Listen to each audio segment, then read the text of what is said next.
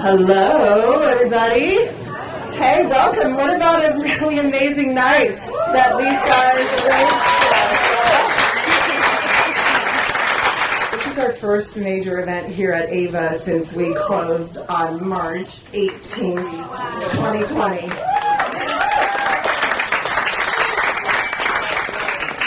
It just feels so good. I have heart palpitations right now. I will turn you over to Judith Hertog, and she will be bringing us our wonderful storytellers for tonight. So our first storyteller is Kevin Gallagher. Where are you? Kevin, who comes from us all the way from Burlington. Very far away. Thank you for coming. Actually, Kevin, can I ask you a question? You can. If there are people in the audience who are a bit shy about telling a story, what tip would you have for someone who may want to tell a story but is shy? So the tip would be, you can't mess it up because it happened to you. So it's not like you're telling it the story of Cinderella and you forget to mention the mean stepmother. So you can say, but I forgot this part, and I screwed that up. It's like, we won't know. We won't know. Someone you're sitting with might know, but we won't know. We won't. Thank you.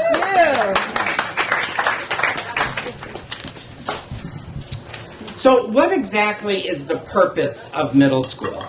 Seriously. You know, is it some sort of Hunger Games, you know, to see who's left standing to graduate from 8th grade? I'm a psychotherapist, and I tend to think of this age group as genetic roulette. Because, think about it, a 2 or 3 year period of your life where you don't know what you're going to sound like at the end of it, what you're going to look like, if you're going to be tall, if you're going to be short, if you're going to have breasts, if you're not, if you're going to have hair, where. You know, it's just, you know, it's no wonder it's such a time of profound insecurity. So I'll tell you a little bit about my 8th grade self. I was a quiet kid. You can read between the lines, wallflower, you know, kind of person.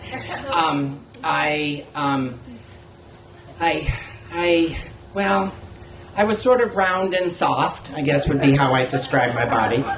Back in the day, for you younger people here, jeans came in slim, regular, or husky. And so I wore husky. But being the very bright middle school child that I was, I would erase the word husky off the tag so that no one knew I had big boy pants on. No one had any idea. So smart, so smart. My hair, though, was a problem. I had very kinky, curly hair. Didn't stop me from putting a comb through it every day. But it ended up sort of like kind of having a poof on the side and then a line of demarcation called a part, and then like a poof on the top. So it was a bit a cross between like Bozo and Gumby. But my hope was that my Coke bottle glasses and my very chic polyester clothing would pull your attention away from my hair and my soft round self. It didn't.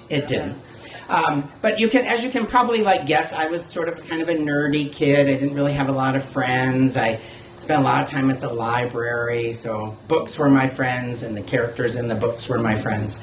But I really, really wanted like a real friend. Like I wanted just like friends like I read about in the book. Actually, that's not true. I really wanted a best friend. You know, I wanted a Huck Finn for my Tom Sawyer. But, you know, it's really hard to get a best friend when you don't even have any, like, friends in waiting that you could promote one of them up to the job of best friend. And that all changed in 8th grade when I became friends with Dennis Mulligan, who was in my class. And I have to tell you, I have no recall of how we became friends because I know I would not have initiated. And when I think of 8th grade Dennis, I can't believe he would have either. So I don't know if we were stuck in a stall together or something. But we had one thing in common. He loved his Schwinn as much as I loved my sparkly green Stingray bike with the long handlebars. Yeah. And so that was our basis of our friendship, but then also it was our freedom. And so every day we would race home after school, we would get on our bikes, we would meet on Howard Street, and we would bike and talk and bike and talk about what? Because middle school kids don't have anything to talk about. I have no idea how we spent hours a day talking, especially a middle school kid who doesn't even have any friends or doesn't do anything. Then we'd go home and eat dinner really fast, go back to Howard Street and bike and talk and bike and talk. And it was the best time of my life. I sort of thought like, oh my God, like this is what it's like to have somebody that you look forward to seeing at school and they're looking forward to seeing you and they hang out with you after school and you can do stuff on the weekend. And then at the end of the school year, Dennis's father got transferred. So I was without a friend again. And it was pretty devastating. And my mother, an eternal optimist and former high school cheerleader, who is here tonight, she's saying things like, Kevin, you gotta get involved. You gotta put yourself out there. You gotta meet people. And I'm thinking, do you know who your son is? Like, this is not a meet people kind of kid. So I sort of just checked it in the back of my head. But then one day at the library, actually every day at the library, but one day at the library, there was this big poster on the bulletin board that said, become a bike patrol this summer. Make money, earn money, make friends, and serve your community. And I thought, yes, like make money and make friends, and then serve your community. I mean, that's a side hustle. You get a badge, and you got a uniform. So I thought, okay, this is perfect. So I didn't really know what a bike patrol did, but I did get the job, so I can tell you what they do. They actually go around town on their bikes, giving tickets to kids, ones that have fines attached to them, giving tickets to kids whose bikes aren't registered with the city. And this is in central Vermont in the 70s. So I was very nervous about this job because, the idea of approaching people I didn't know. So I spent like a week riding around seeing where do kids go in the morning, where do they go in the afternoon, where do they go in the early evening. And then I started to practice giving tickets. Like my first 2 tickets were to my youngest sister and her best friend. Their bikes weren't registered. So, I blame my mother for that one. Not me. I was just doing my job.